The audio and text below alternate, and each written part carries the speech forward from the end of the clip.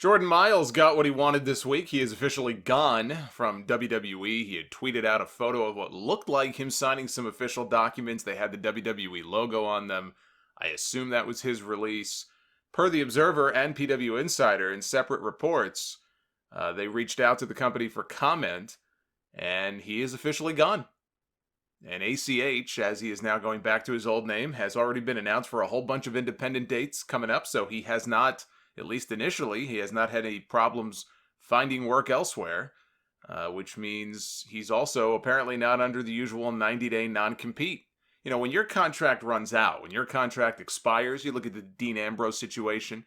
You know, he was a good little soldier. He didn't complain about anything. He didn't go online and cry foul about wanting out of his deal early. He played out the string and led WWE to believe, I mean, he didn't do anything himself, but apparently the company was under the impression that he was legitimately going to go away for a few months and take some time off and then come back. And so they didn't think, oh, he's going to go sign with AEW, he's going to go sign with New Japan. They were factoring him in for a Royal Rumble return in 2020. So they allowed his contract to lapse, and when that happens, there's no non-compete. You can go work the next day, anywhere you want. They could have tacked on time to his deal with all the time he missed for that injury last year. And I guarantee you, if they had any inclination that he was going to go sign with AEW and show up the way he did at Double or Nothing in May, that's exactly what they would have done. They would have done the same thing with him that they did for so many other people. Luke Harper and all the people who missed time for injuries and surgeries. Because he missed a lot of time with that arm injury, did Ambrose. And he got the infection. They could have easily done that, and they didn't because they didn't see it coming. So when your deal expires, you're free and clear. Typically, though, if they let you go early, maybe it's part of a mutual agreement that you reach, if there's some kind of breach, you're bound by, I think it's typically a 90-day non-compete. Apparently that is not going to apply here in this situation with ACH. They wanted a clean break, and so that's exactly what he got. And look, there's no point in keeping this guy on ice if he was that unhappy and he was being that disruptive and giving them that many headaches. But now, the problem that you have if you're WWE, and I'm not even saying that I look at this as being wrong, I think it's great, but from WWE's perspective, every time somebody wants out of their contract early for one reason or another, they may go to extreme measures to get it, because that's what Jordan Miles did.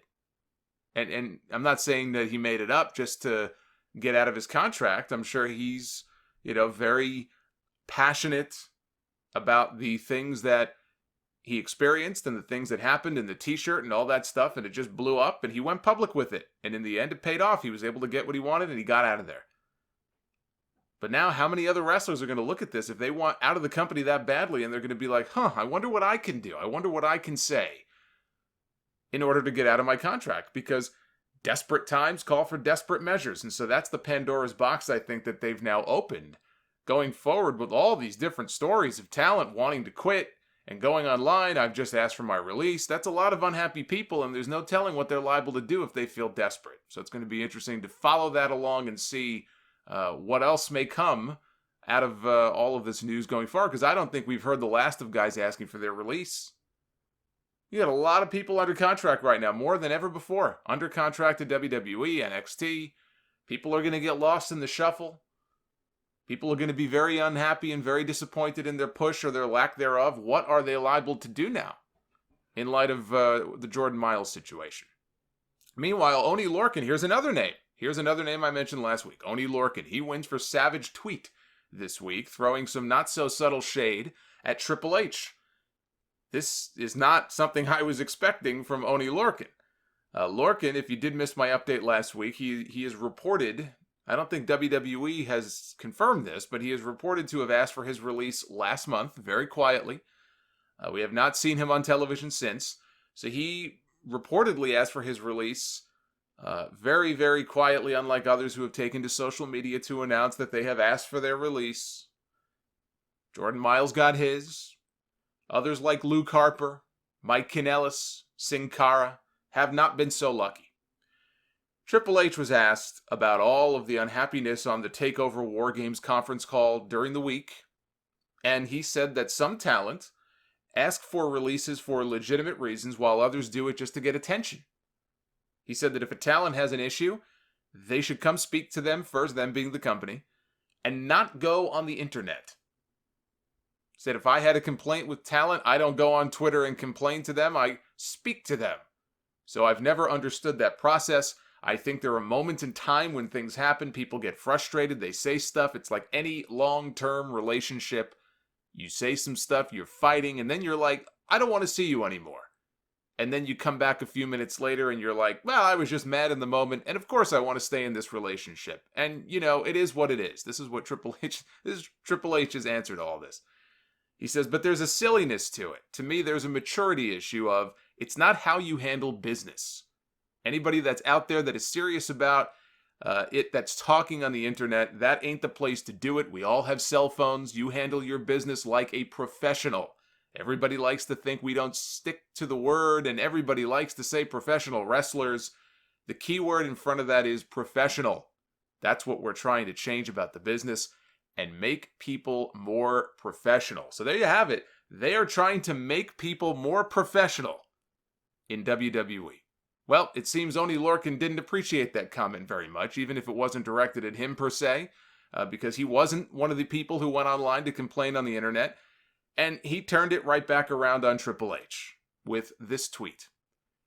And Oney is funny because all of his tweets, it's like they're screaming at you. They're all in caps, so you got to visualize this. Says, the mature professional thing to say would be no comment and have a private conversation promoter to independent contractor instead of burying talent publicly to the media. That's how I do business. It's all about the game and how you play it. God bless Oney Lorcan. And if Oney wins for Savage Tweet of the Week, Braun Strowman wins for Sad Tweet. He had posted on Friday, Dinosaur versus Dinosaur. I like the sound of that. Hashtag Hoss Fight. And I assume that's in relation to the standoff at the end of SmackDown between him and Keith Lee. Someone then replied, Luchasaurus, with a question mark.